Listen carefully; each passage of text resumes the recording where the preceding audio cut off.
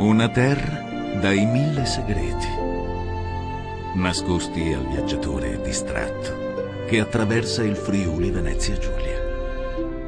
Da sempre, crocevia di popoli e di mondi.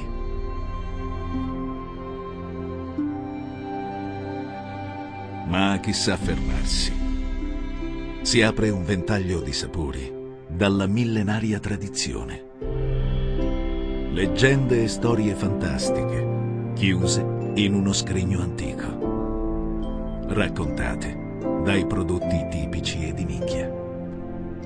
Sono il frutto di una grande esperienza che ha saputo oltrepassare i secoli per arrivare fino a noi, in un intreccio di tradizione e innovazione che solo una cultura dalle profonde radici può svelare al curioso passante.